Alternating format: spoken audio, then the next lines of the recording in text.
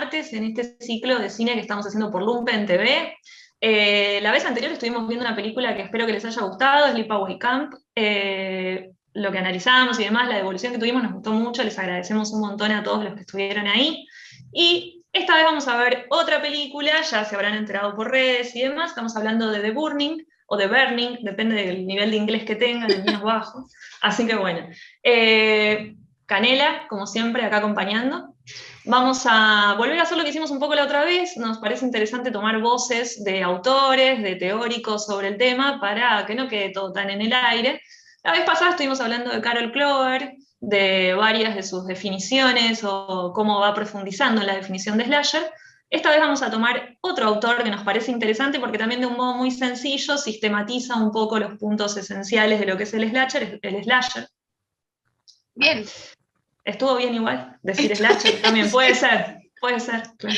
Es otra variante, que es Richard Nowell, vamos a hablar de él. Por eso, mezclé slasher con Richard y me quedó slasher. Slasher. Este fue Así que bueno, vamos a hablar un poco de él y de cómo sistematizó el slasher. Es cierto, nosotros decidimos traer diferentes voces, voces de teóricos que de alguna manera nos dieran pautas de ingreso a las películas. Hoy nos toca a Richard Nowell con un libro que se llama Blood Money, en el que se dedica básicamente a un subgénero del subgénero. O sea, si ya el slasher es un subgénero, él se mete como con un subgénero aún más de la categoría, que se llama Teen Slasher Films, o sea, películas slashers que incluyen adolescentes, ¿sí? Esta película que dijimos es de Burning, y lo que va a plantear él, no solo para esta película, sino en términos generales, son tres características que abarcan el periodo que va de 1974 a 1984. Exactamente es lo que va a decir básicamente, para que se entienda. Siempre vieron que tratamos como de condensar las definiciones, tanto como en Clover, como en Wes Craven y demás, como hablábamos la vez anterior.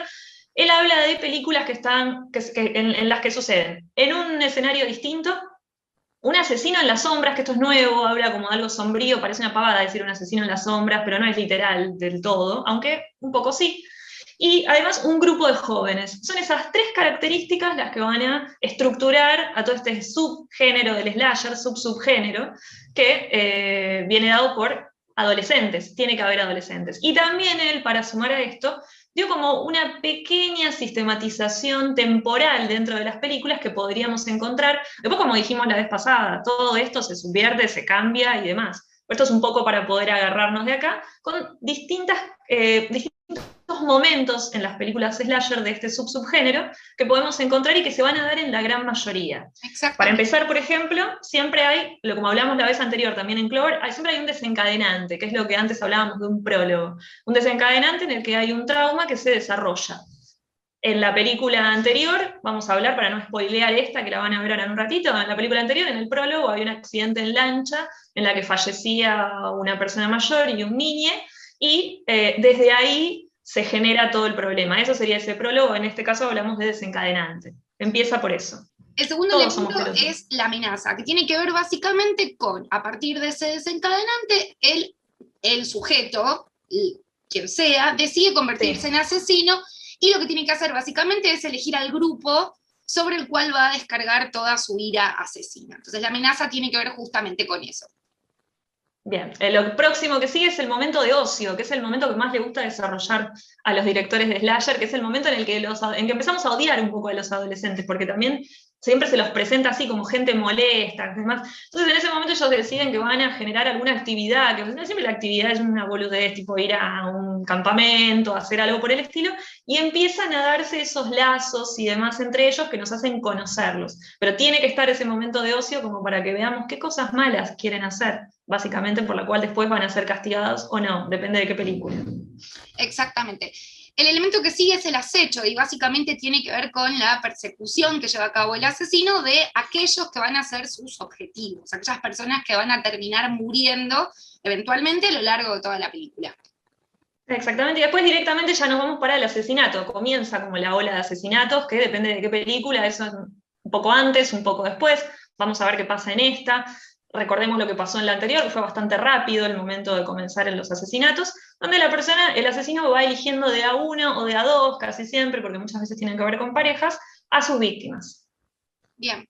Y los últimos dos elementos, que si te parece bien los puedo mencionar juntos, tienen que ver con la confrontación y la neutralización. La confrontación es el momento en el que algunas de estas posibles o futuras víctimas deciden luchar por su vida. O sea, deciden no hacerle el juego tan sencillo a el asesino en su intento por acabar con su vida. Y en última instancia está la neutralización, que es el momento en el que, por acción de esta persona o por la ayuda de un tercero, se logra neutralizar al asesino. O sea, poner, en algunos casos, un fin definitivo, y en otros casos un fin momentáneo hasta la futura secuela de su hazaña de asesinatos. Exactamente, eso sería más o menos una estructura de lo que podría ser este subgénero vinculado con los adolescentes. Se respeta, no en todas las películas, obviamente. No, claro que no, pero sí es cierto que la mayoría de los teóricos que estamos usando toman estos tres elementos con algunas diferencias sutiles o pequeñas para definir cuáles son las características fundamentales del slasher. Juventud, exacto, espacio de ocio o de diversión que permita la aparición de todos esos gustos inmorales, por decirlo de alguna manera, y también ese espacio de ocio que, al ser desconocido, facilita al asesino la muerte o el acecho de sus víctimas. Después de haber recorrido un poco las características de Nowell, tenemos que volver un poquitito a un concepto que apareció en el primer episodio de este ciclo organizado por La Monstrua, que es el concepto de Final Girl. Carol Clover decía que en todos los slashers sobrevivía una mujer gracias a su fuerza y su potencia a la hora de resistir al asesino. Esta Final Girl en la mayoría de los slashers sobrevive porque encarna de alguna manera todos los valores morales que eran, a ver, ¿cómo lo podría decir? Que eran los deseados ideales, en esa época, encarnaba como la corrección, digamos. Exactamente, la corrección moral de la época. Por lo general, esa mujer que sobrevivía era la que no consumía drogas y la que no había tenido o no quería tener relaciones sexuales. Hago esta mención porque estaría muy bueno que este concepto de Final Girl se quede en nuestra cabeza a la hora de ver la película. Cuando termine lo vamos a charlar, pero van a ver que es un concepto central. Importantísimo. Recuerden que lo que hablamos la vez pasada también es válido para esta película, tiene que ver con que el slasher está muy pensado como una especie de competencia moral, era como casi aleccionador. Después, por suerte, nosotros estamos viendo películas en las que las cosas están trastocadas, pero en realidad la finalidad de esas películas tenían que ver con eso, ¿no? Con dar como una especie de un premio de no morir a precisamente la chica que no hacía nada de lo que comentaba Canela antes. Por eso, ténganlo muy en cuenta. Y bueno, volviendo entonces ya para meternos directamente en la película que vamos a ver hoy es The Burning, es de 1981, dato muy importante también porque se hizo un año exactamente después de Viernes 13, o Martes 13, si son de los 90 y la vieron en Telefe, pero de Viernes 13, así que esto le marcó totalmente el rumbo. ¿Qué hubiera pasado si se hubiera estrenado un poquito antes esta, que tiene otras características y demás? Todo eso queda a la imaginación, pero después lo vamos a hablar un poco más en el cierre, las características que comparte y las que no comparte, que son importantísimas. La película es del 81, como les decía, está dirigida por Tony Maylam, fue un fracaso de taquilla, por ende es mucho más interesante aún esta película, y tiene una música increíble que la hizo el tecladista de Yes, que les debo el nombre, después lo busco para el final. Y, sí, el dato más importante que hay que resaltar, me parece, tiene que ver con que la idea original y la producción está a cargo de Harvey Weinstein, que es una de las primeras cosas que él hace. Lo mencionamos porque nos genera un poco, bastante rechazo. Y también que presten atención porque uno de los personajes más lindos de la película hermoso, está encarnado por uno de los personajes más lindos de la historia de las series. Así que beso y abrazo para él y ojalá que lo reconozcan. Sí, tiene un poco más de pelo, pero lo van a reconocer. Así que bueno, vamos a ver la película y nos encontramos a la vuelta con algunos lineamientos y demás, pero recuerden, presten atención al tema de Final Girl y algunas otras cositas más, que esperamos que les guste un montón.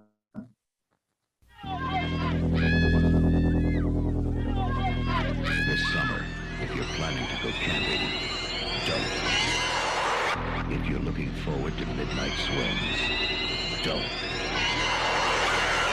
Sneak on back to the campsite. Get some matches. Build us a hot fire.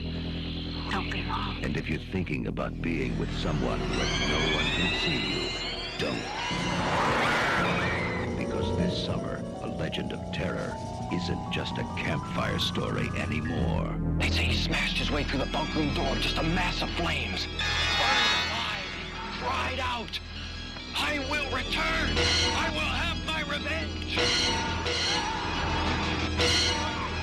He lives on whatever he can catch. Right now, he's out there, watching, waiting. Who's there? What happened one summer 5 years ago is about to happen again, and again, and again.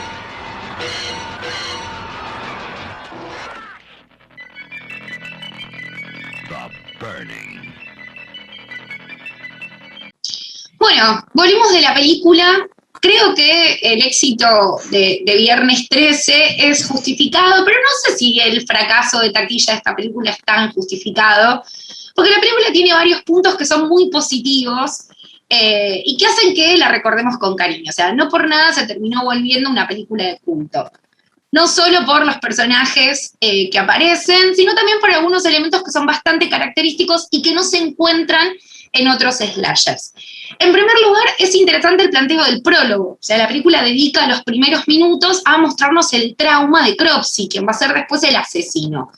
Descubrimos que se vuelve un asesino despiadado, no una mala persona, porque ya era un sujeto bastante horripilante, sí un asesino despiadado y vengativo por esa broma o esa mala pasada que le hicieron los pibes del campamento.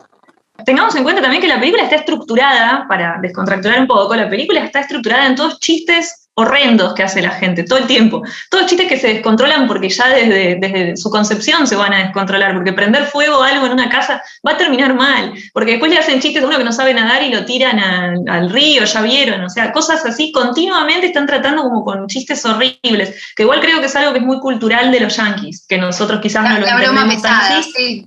Pero es súper de ellos, esa idea del prank todo el tiempo, como esto, lo otro, y al final se termina descontrolando todo continuamente. Pero bueno, sí, en esto ya vemos, por ejemplo, la característica del prólogo que está dada. Sí, y lo que nos va a indicar el prólogo es que en ningún momento se nos va a negar la identidad del asesino. O sea, pueden construirse al principio algunas sospechas en relación a Alfred, ¿no? Como una persona que está siempre ahí, como observando y asustando sin quererlo, o sea, por su propio comportamiento, pero ya desde un inicio la identidad del asesino es conocida por todos. Sabemos que este tipo, que 5 años atrás sufrió un episodio traumático, va a ser el encargado de ir bajándose uno a uno a los pibes de este campamento. Después, al final nos enteramos que este desquicio de ir a matar pibes no es solamente algo que necesita como para poder saciar su sed de venganza, sino que su venganza en realidad es concreta, porque uno de los últimos que sobrevive es justamente uno de los chicos que formó parte de esa broma cruel al principio de la película. Claro, Todd, el personaje de Todd, que es el que está ahí todo el tiempo, en realidad es el antagonista real. Lo que pasa es que la película es mucho más compleja y esto nos lleva directamente otra vez a la comparación con Viernes 13.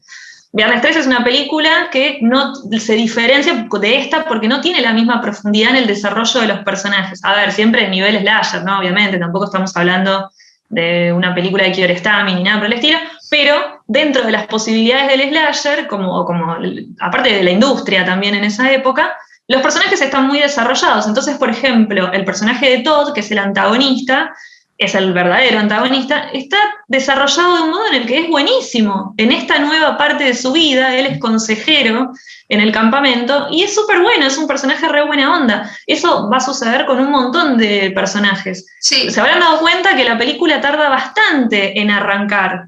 Tarda bastante, si bien tiene un prólogo que hasta lo podríamos dividir en A y B, prólogo A y prólogo B, porque tiene el prólogo en el que se da el trauma, y después tiene el segundo prólogo en el que él ya sale, Cropsey sale, y se da el primer asesinato en realidad en un ámbito totalmente diferente, además, lo cual también ya la diferencia mucho, está en una cosa media de New York, y él asesina a una trabajadora sexual. Entonces ya ahí hay como un prólogo B, como ya nos muestra, bueno, está con un odio tremendo este tipo, pero se toma todo, un montón de minutos, creo que casi 50 minutos en empezar una masacre. Son 49 minutos que nos permiten, como espectadores, empezar a conocer y a vincularnos un poco con los personajes, ¿no?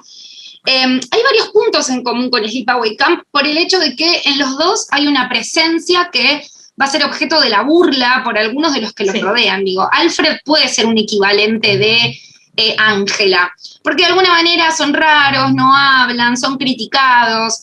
Alfred tiene motivos para ser criticado porque es un voyeur extremo que se la pasa mirando a pibitas en pelotas o siguiendo a las parejas para ver cuándo tienen relaciones. Pero de todas formas va a ser un personaje central, ya no porque se convierta en el asesino, porque sabemos que no es el asesino, sino porque de alguna manera termina encarnando esa figura que nosotros mencionamos al principio, que es la de la chica final, la de la final girl que plantea Clover. Acá hay un final boy. El final boy, exactamente. Pero no es tan ejemplar y tampoco es el ejemplo de la moralidad norteamericana, ¿no? Entendemos con Mariana que de alguna manera esto pasa porque es un hombre y se le permiten como ciertas cosas que a una mujer no se le permitirían. Pero de todas formas, con todas sus rarezas y su voyerismo extremo, Alfred se termina convirtiendo en uno de los últimos supervivientes. Aquel que logra enfrentar al asesino, neutralizarlo y, si prestaron atención en la escena final, es el que lo remata, sigue prenderlo fuego como lo hizo todo al inicio de la película. Exacto. Hay un juego de espejos también en la película, más allá de que quiero reforzar esa idea de que él, por ser un final boy, se le permiten algún tipo de perversiones que a las final girls no se les permiten de ninguna manera, eso es importantísimo, pero además hay como un juego de espejos también con Cropsey. Si bien sabemos que no era una buena persona y demás, a él también, a Alfred también se lo constituye como personaje de algún modo como defectuoso, con un montón de cosas, hace cosas malas, hace cosas que se juzgan moralmente, sin embargo llega a donde llega. Pero hay un juego de espejos porque él también es víctima de los bullies, podemos decir, de los chicos que acosan, y Cropsey también lo fue en su momento, fue la víctima de una broma horrible, y en algún momento hay como un juego de espejos, porque en realidad en un momento determinado, en el final, llegan a enfrentarse los dos acosados del campamento, los que fueron en el pasado y en el presente. Y en algún momento hay como una instancia superadora en la que por lo menos Alfred logra matar a lo que podría ser su propio ser en el presente. Entonces hay como un juego de espejos bastante interesante, ¿no? Porque ocupa el mismo lugar en el campamento, los dos lo han ocupado, pero hay una etapa superadora. Después viene toda la cuestión de Todd y demás, que tiene un montón de implicancias y demás, pero realmente el que termina matando a Cropsey es Alfred. Sí, eso que dices es interesante, porque cuando uno mira yo la verdad no me acordaba que la película tenía un final cerrado, ¿no? Volví a verla y dije, bueno, pensé que daba como para tener un montón más de secuelas y no entendía por qué no había pasado. Pero es cierto que de alguna manera todo el tramo final se construye a partir de la idea de que tranquilamente Alfred podría ser el asesino en una futura película, y sin embargo es él mismo el que cierra la posibilidad. O sea, hay muchas películas de los 80 que no tuvieron secuelas, pero no quiere decir que la película no se haya construido partiendo de la posibilidad de que eso pasara. Claro. Esta película empieza y termina, o sea, está pensada para que tenga un fin y un cierre perfecto, y que no se extienda más allá de su primera entrega. Vos habías mencionado al principio, Mariana, que había muchas cosas en común con Viernes 13, pero que también había diferencias. Una de las que mencionaste antes tiene que ver justamente con la complejidad de los personajes. Estos personajes estaban más desarrollados en términos psicológicos y hace que podamos empatizar un poco más con ellos. O sea, de alguna manera lo que tiene divertido la película es que la pasamos bien en los momentos de ocio de los personajes, o sea, nos divertimos. Sí, y la eso es muy diferente a los slasher comunes, ya eso es muy diferente porque como dije al principio, en ese momento de ocio es cuando nos hacen odiarlos y un poquito nos tiran para el lado del asesino. En este no, porque al tener el espacio, el lugar para conocer a los personajes, son todos muy ambiguos, nadie es malo del todo y nadie es bueno del todo. De hecho, ahí, si me permitís, me acordé justamente también de algo importante, que es que el bully de la película, que es Glazer, este rubio grandote, que después en algún momento determinado también un poco somete a una chica a tener relaciones sexuales, otra vez como el despertar sexual pero obligado en lo femenino,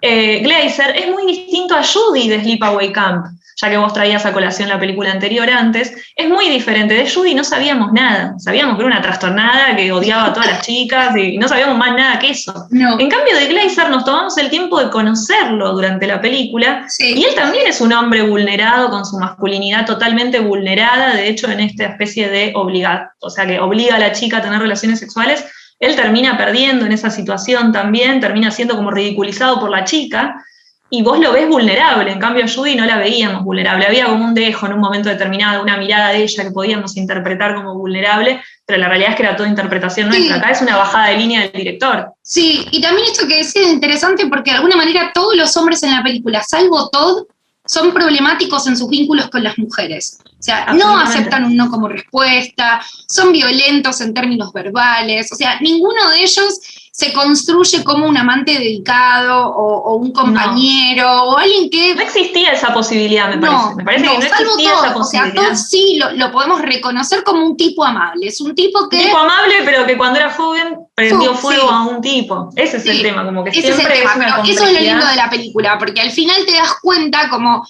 esto que vos decís, los juegos de espejos, ¿no? Como cómo ese todo se modifica a partir de ese acontecimiento traumático, por decirlo de alguna manera, revierte o asume como adulto su error frente a esa situación, sobre todo porque él como consejero es un tipo que intenta proteger a Alfred, escucharlo, ser conciliador, como es todo lo opuesto al resto de los hombres que están presentes en la película, salvo el grupo de Jason Alexander, sí, Lo que amamos. boludean y juegan, pero dentro de todo son bastante amables y conciliadores, o sea, en ningún momento están bardeando a Alfred por sus perversidades, sus pequeñas perversidades, por decirlo de alguna manera. Sí. Bien, igual también vamos a tener... Sí. Ay, perdón. No, ¿qué decías? Decir. Igual acá vamos a tener la misma fórmula, en realidad, un grupo de... Esto sí se va a dar en todo, no tiene que ver solo con este subgénero, que es un grupo de adolescentes hipersexualizados. También todo el tiempo está presente el tema del sexo, como lo único que importara en la adolescencia, lo único que importa. Está obviamente también esa estructura de bullying, que si no, no hay adolescencia para los estadounidenses también. O sea, tiene que haber un acoso en algún lugar, si no, no existe, no son jóvenes, sino, pero además también esa hipersexualización, eso va a estar súper presente en la película. No, y aparte que si fuéramos dos cuarentonas en los Estados Unidos de los 80, probablemente este campamento lo llamaríamos campamento inmoralidad, porque los pibes fuman, se la pasan con revistas pornográficas, juegan al póker, o sea, de alguna manera están como... Los dejan irse al río solos a pasar la noche. Sí, los dejan irse una noche, tener relaciones, o sea, cada uno está como en la suya. Y a al final estamos indignadas por todo lo que dejan hacer. Por eso dije, si nos pusiéramos en la piel de dos cuarentonas en los 90, nos indignaría por completo que estos pibes puedan como explorar sus vicios de una manera tan libre, ¿no? De alguna manera en la película aparece eso, y yo todo el tiempo pensaba como en Harvey Weinstein, como que de alguna manera ese plano detalle al culo de la piba en el primer al principio de la película, o las pibas corriendo sin corpiño jugando al softball, había algo como medio de señor pajero, por decirlo de alguna forma, en el fondo. O sea, podemos percibir la presencia de los Weinstein ahí, en algún punto. Absolutamente, está en todo. Bueno, en este ida y vuelta entre The Burning y Viernes 13, el hecho de que se estrenaran con tan poca diferencia, a pesar de que Weinstein dijo que tenía el guión hecho antes de la primera, y esas cuestiones, otro de los puntos de contacto tiene que ver con la presencia de Tom Savini haciendo los efectos especiales en The Burning y en Viernes 13. La diferencia que hay entre las dos, que a mí me parece bastante interesante, y seguro ustedes lo notaron, es que Viernes 13, las muertes, aunque son extremas, no tienen ese despliegue de sangre que tienen las muertes en The Burning.